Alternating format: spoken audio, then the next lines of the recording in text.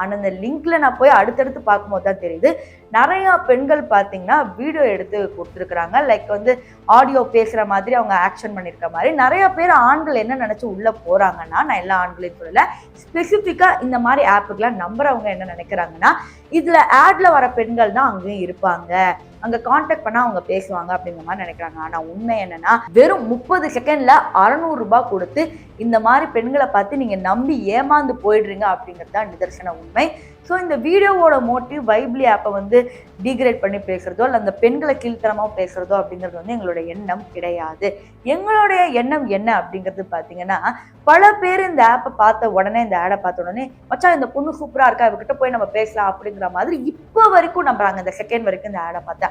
ஆனால் உண்மையாகவே அதில் வர பெண்கள் பார்த்தீங்கன்னா வெறும் 300 ரூபாய்க்காக பேசக்கூடிய பெண்கள். ஸோ அவங்களோட வீடியோஸ்லாம் ஏன் நீ பிளர் பண்ணியிருக்கா இப்படி இப்படின்லாம் நீங்கள் கேட்பீங்க. அன்ஃபார்ச்சுனேட்லி பிளர் பண்ண வேண்டிய கட்டாயத்தில் இருக்கும். மேபி அவங்க தெரியாமல் கூட காசுக்காக ஆசைப்பட்டு பண்ணியிருக்கலாம். ஸோ அதை பெரிய விஷயம் ஆக்க வேண்டாம்.